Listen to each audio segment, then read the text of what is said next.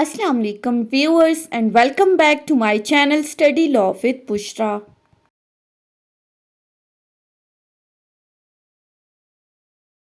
So in today's video we are going to discuss Chapter 4 of Land Revenue Act 1967.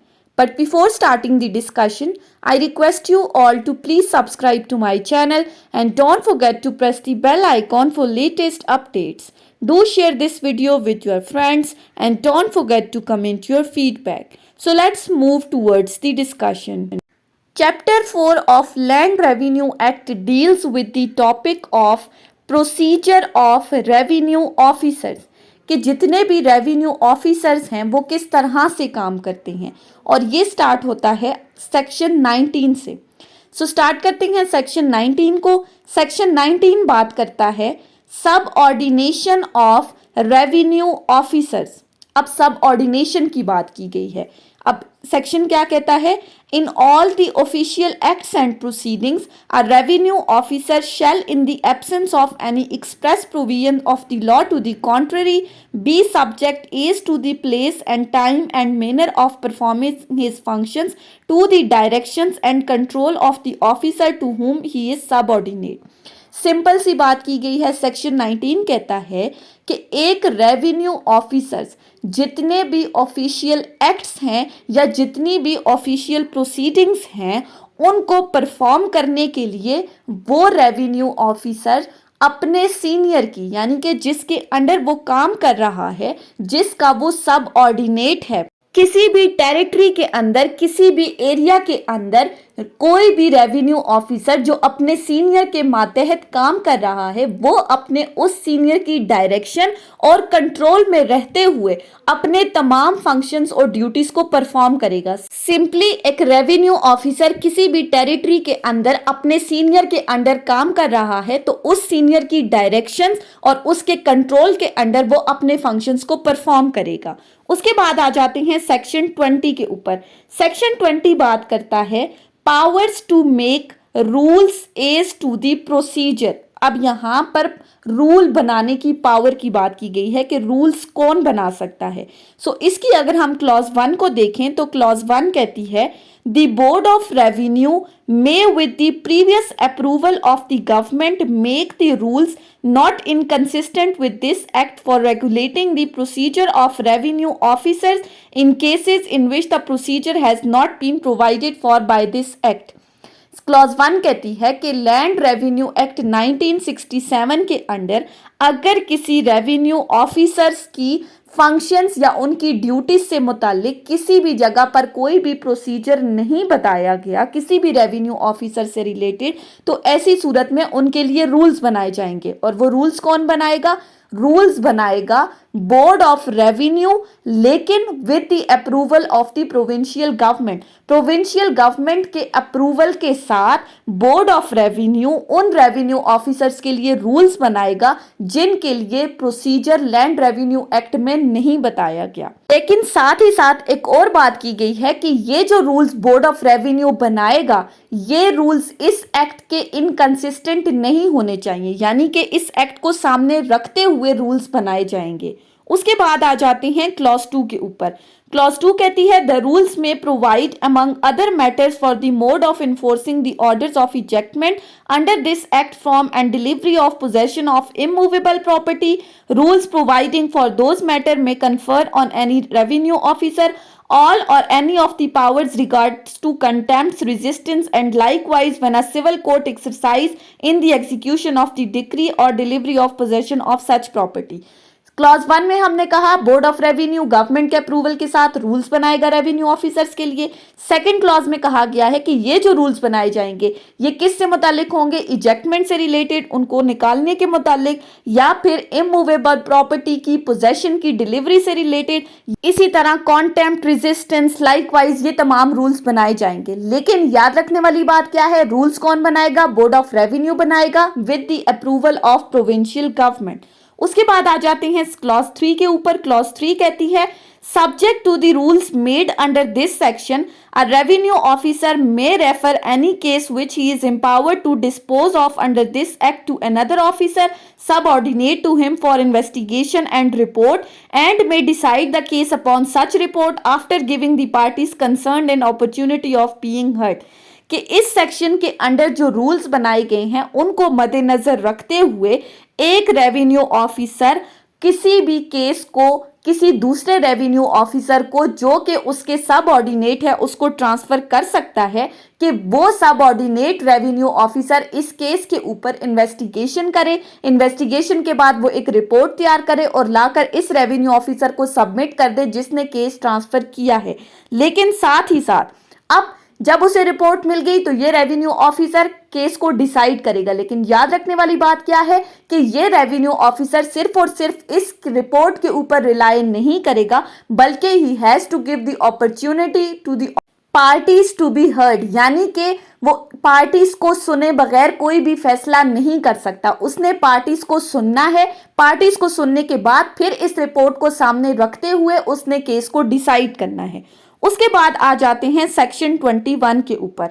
Section 21 बात करता है persons by whom appearance and applications may be made before and to the revenue officers.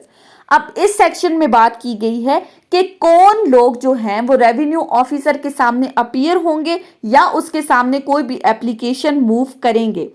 इस section 21 की clause 1 कहती है appearance before a revenue officer and application to an acts to be done before him under this act may be made or done by the number 1 parties themselves, या तो parties खुद appear होंगी और application देंगी और bye there authorise agent or legal practitioner, या फिर उन पार्टीज के ऑथराइज्ड एजेंट्स जो हैं या लीगल रिप्रेजेंटेटिव्स जो हैं वो रेवेन्यू ऑफिसर के सामने अपीयर होंगे, या फिर लीगल प्रैक्टिशनर जो वकला वगैरह हैं वो रेवेन्यू ऑफिसर के सामने अपीयर होंगे। लेकिन इसके साथ साथ एक प्रोवाइजो अटैच की गई है इसी सेक्शन के अंदर, और वो प्रोवाइजो क्या कहती है, provided that the employment of an authorized agent or legal practitioner shall not excuse the personal attendance of the party to any case in which the personal attendance is specially required by an order of the revenue officer।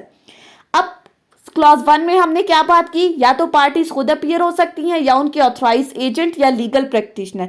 ये proviso कहती है कि अगर किसी case में revenue officer ने personally किसी party को अपने सामने बुलाया है और वो पार्टी सिर्फ इस वजह से अपीयर नहीं हो रही कि उनके बिहाफ पे उनके एजेंट या उनके लीगल प्रैक्टिशनर जो हैं वो उसके सामने अपीयर हो रहे हैं तो उनको अपीयर होने की ज़रूरत नहीं है। ये प्रोवाइजो कहती है कि अगर रेवेन्यू ऑफिसर ने पर्सनली किसी बंदे को बुलाया है तो वो बंदा पर्सनली उस रेवेन्यू ऑफिसर के सामने अपीयर होगा, ये चीज़ मस्ट है।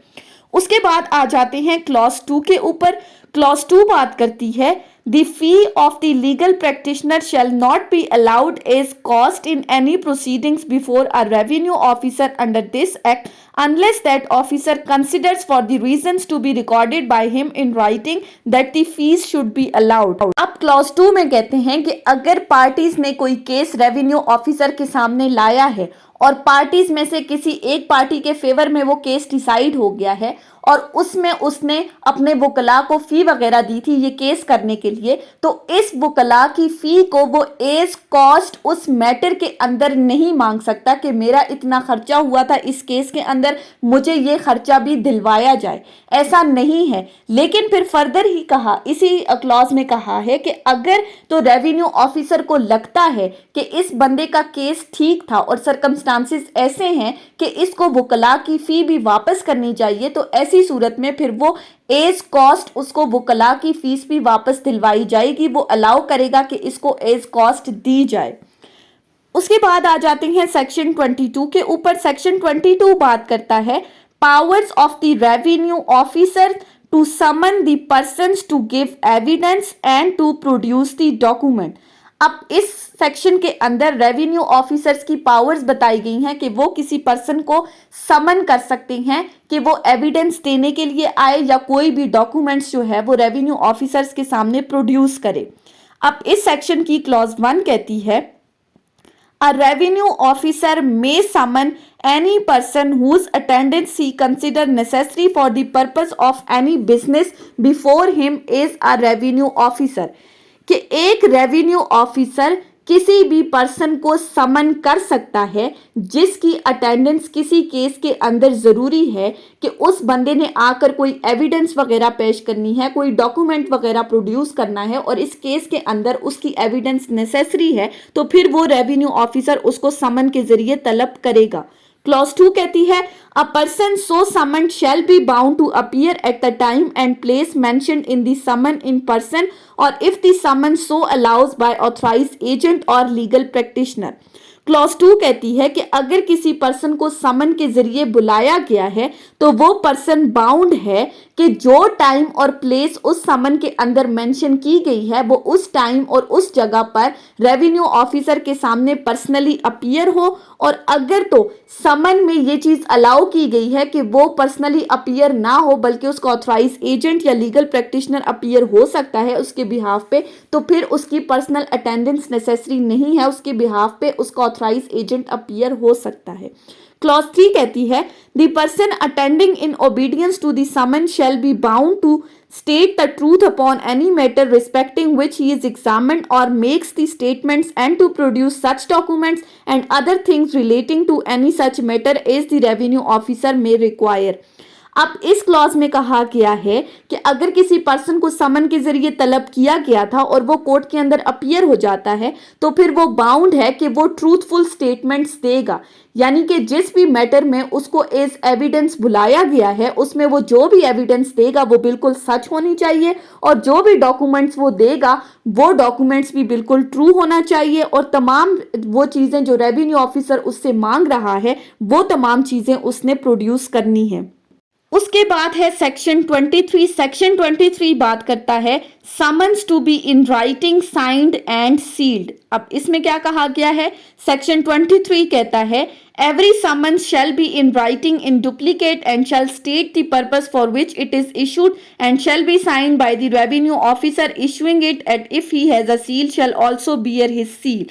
सेक्शन 23 कहता है कि जो भी समन रेवेन्यू ऑफिसर की तरफ से इशू किया जाएगा, नंबर 1 वो रिटन फॉर्म में होना चाहिए, सेकेंडली उस समन के अंदर पर्पस भी मेंशन होना चाहिए कि क्यों इस बंदे को तलब किया जा रहा है या ये समन क्यों इशू किया जा रहा है। उसके बाद उस समन के नीचे रेवेन्यू ऑफिसर का सिग्नेचर होना मस्ट है और अगर उसे गवर्नमेंट की तरफ से कोई सील वगैरह दी गई है तो वो उस समन के एंड पर वो मोहर भी लगाएगा। ये थी हमारी आज की डिस्कशन सेक्शन 19 से सेक्शन 23 के ऊपर। नेक्स्ट वीडियो में हम सेक्शन 24 से डिस्कस करेंगे इंशाल्लाह।